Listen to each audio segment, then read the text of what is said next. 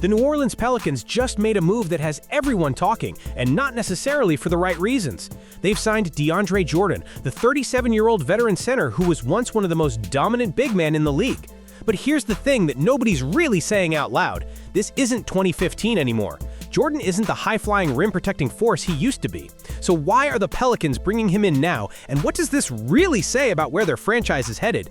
The answer might be more concerning than you think. DeAndre Jordan's name used to mean something completely different in the basketball world. We're talking about a guy who is genuinely feared in his prime, a defensive anchor who could change entire games just by standing near the rim.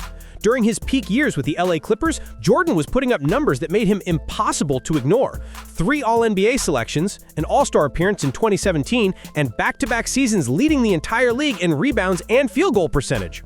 He was the perfect centerpiece for the Lob City era, catching alley-oops from Chris Paul and turning the Clippers into must-watch television every single night. Fans packed arenas just to see him dunk on someone's head. His athleticism was unreal for a 7-footer, and his presence in the paint made opposing teams completely rethink their offensive strategies. But that version of DeAndre Jordan exists only in highlight reels now, and what we're seeing today is something entirely different. The glory days didn't last forever, and the beginning of the end started with one of the most bizarre free agency sagas in NBA history. Summer of 2015. Jordan verbally committed to the Dallas Mavericks on a 4-year deal worth over $80 million.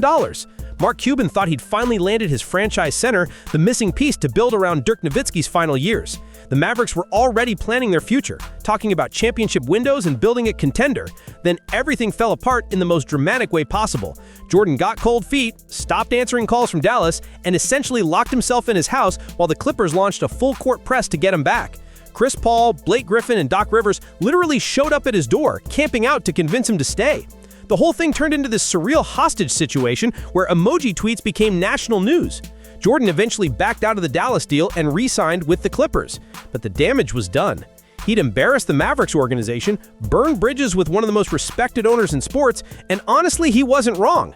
That moment changed how a lot of people viewed Jordan, not just as a player, but as someone you could trust when building a franchise.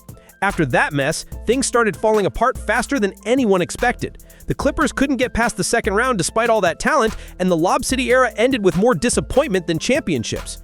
Jordan stayed in LA until 2018, but by then, the writing was on the wall. Chris Paul was gone, Blake Griffin got traded, and suddenly Jordan was the last man standing from that golden era. He signed with the Mavericks in 2018, which was ironic considering what happened 3 years earlier, but that marriage lasted exactly 1 season before Dallas moved on. Then came the real nomad years. New York Knicks, Brooklyn Nets, back to LA with the Lakers, Philadelphia 76ers, and finally Denver. 7 different teams in just 8 seasons. That's not the resume of a valuable player anymore, that's the career path of someone teams are constantly trying to replace. Each stop got shorter, each role got smaller, and the minutes kept dropping. By the time he landed in Denver, Jordan wasn't even playing significant minutes until injuries forced the Nuggets to use him more. Last season, he averaged just 3.7 points and 5.1 rebounds per game across 56 appearances. Those are backup numbers, the kind of production you get from a third-string center who plays garbage time. For context, Jordan used to average double-digit rebounds for an entire decade. The decline has been steep, and it's been painful to watch for anyone who remembers what he used to be. But here's where the story gets interesting again. Despite all the decline and all the team hopping, DeAndre Jordan does have one thing that a lot of veterans never get: an NBA championship ring. He was part of the Denver Nuggets squad that won it all in 2023, even though his role was minimal at best. Jordan played in just 6 playoff games that postseason, averaging less than 5 minutes per appearance. He was basically a victory cigar, the guy you put in when the game's already decided. But a ring is a ring, and that championship experience is exactly what the Pelicans are betting on right now. Last season in Denver, Jordan actually got more opportunities because of injuries to other big men, and he showed he could still provide something. He's not going to dominate anyone anymore, but he can give you solid screen setting, some defensive presence in short bursts, and veteran leadership that younger players desperately need. The Nuggets trusted him enough to play him in 56 games, which is saying something for a team that was competing for another title. He knows how to win at the highest level, he understands playoff basketball, and he's been in every situation imaginable over 17 NBA seasons. That knowledge doesn't show up in box scores, but it matters in locker rooms and during crucial moments when inexperienced players start panicking.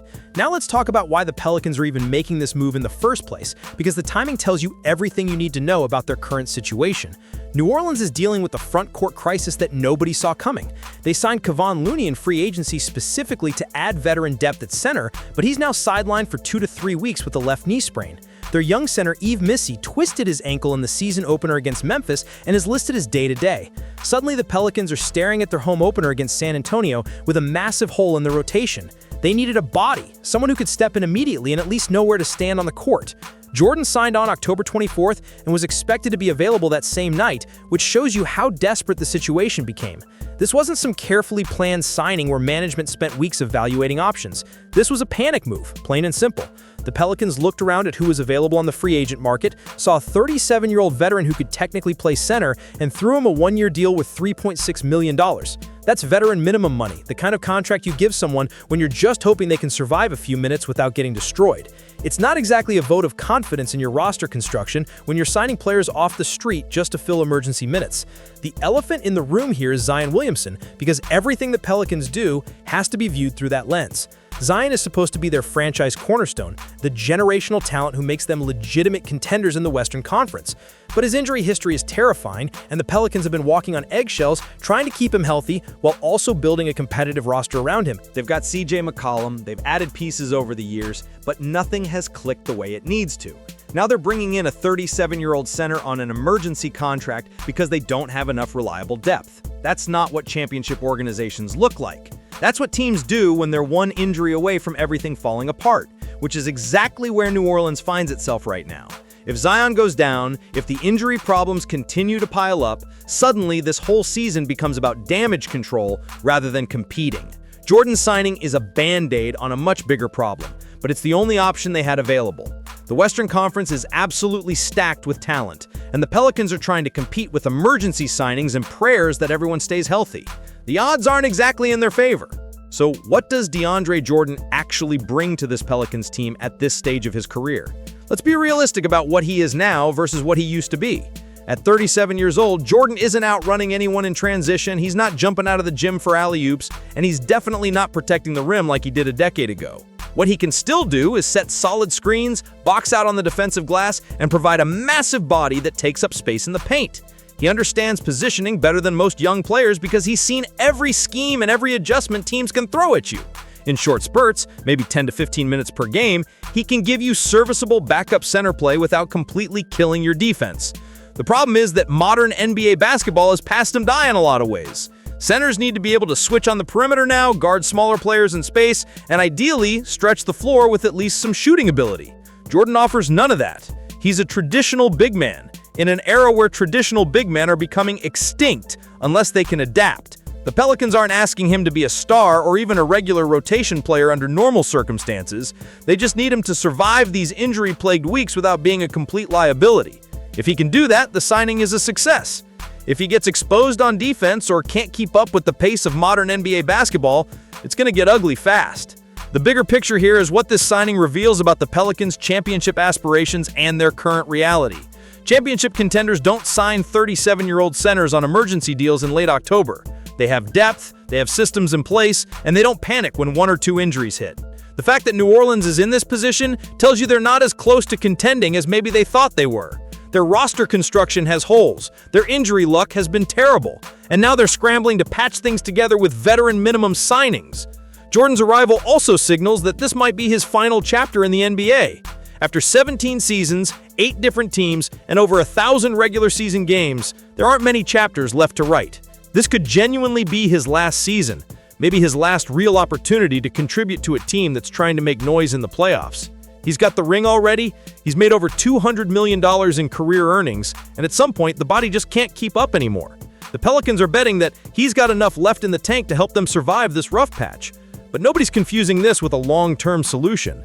This is about getting through the next few weeks until Looney comes back and Missi gets healthy. After that, Jordan probably returns to being a deep bench option who only plays when absolutely necessary. What we're witnessing is the reality of professional sports in its rawest form. DeAndre Jordan was once an elite player, someone who defined an era of basketball in Los Angeles and changed how teams thought about the center position. Now he's a veteran minimum signing for an injury-plagued team that's desperately trying to stay afloat. The Pelicans needed help, Jordan needed another opportunity, and they found each other out of necessity rather than choice. Whether this works out depends entirely on expectations. If you're hoping for vintage DeAndre Jordan, you're gonna be disappointed. If you're expecting a veteran who can give you 10 solid minutes without destroying your defense, then maybe this makes sense. The truth is probably somewhere in between, and we'll find out soon enough whether this was a smart stopgap move or just another example of the Pelicans scrambling to fix problems that should never have existed in the first place. One thing's for certain, DeAndre Jordan's journey from Lob City superstar to emergency signing tells you everything about how quickly things can change in professional basketball, and how even the greatest players eventually have to accept reduced roles or walk away entirely.